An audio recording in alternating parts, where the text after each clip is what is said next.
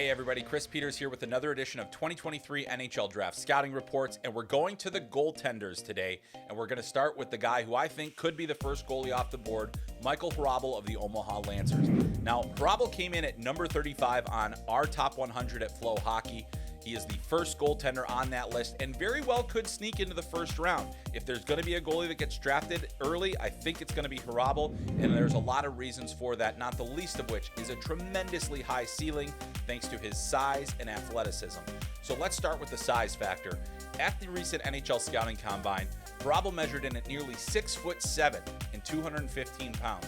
He's a big human, he takes up a lot of net, and he, on top of that, has tremendous ability to move about the crease, to make saves, and to make them look easy. He doesn't have to waste a ton of movement because of his gigantic wingspan and his big frame, and if he's on his knees, like goalies are often having to make those plays from the ground level, he still takes up a ton of net, and that's very attractive to NHL teams. It's something that allows him to be a little bit more predictable.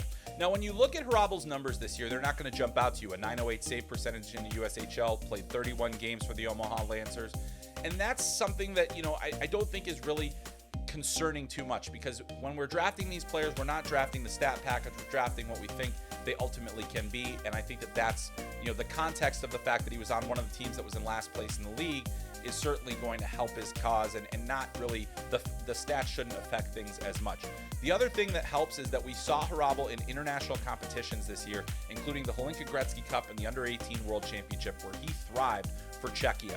He was outstanding in the crease. He battled through everything, and I think that's a really key factor to what makes him special, is beyond being that big technical goaltender who has athleticism and explosiveness, he doesn't waste a lot of movement, and then he also battles for everything. He never gives up on a play, and it's really difficult to score on a goalie that's going to continue to battle, especially when they're as big as Michael Hrabal is. Now, he has some instances where the rebound control was exceptional, and other games where you saw where he was a little bit scrambly.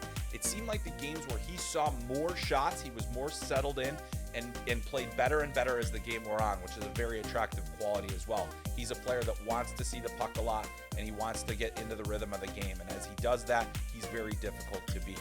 And so in the situations he was in at Omaha with Czechia, he often saw a lot of shots, and it was in those games where he saw upwards of 35 to 40 shots where he really shined brightly. And there were a lot of games this year where he looked like he could be a potential first-round goaltender. Consistency is going to be an issue, and it is with any goalie, and certainly at this age, and especially one that's still pretty raw. I mean, there's still a lot of learning for Michael Hrabal to do, and he'll continue that learning at UMass. Now, UMass has been a very good program for the last several years. They've also got a history of goaltending with guys like Jonathan Quick that have come through the program and had great success at the NHL level. They've also sent on a number of their other prospects and goaltenders to the NHL. Hrabal has made the decision to go to UMass next year. There was a chance he was going to go back to the USHL. He decided to go to UMass next year, and that'll be good for him to, to kind of level up that development a little bit. He's probably going to play a little bit more in a platoon role as a freshman.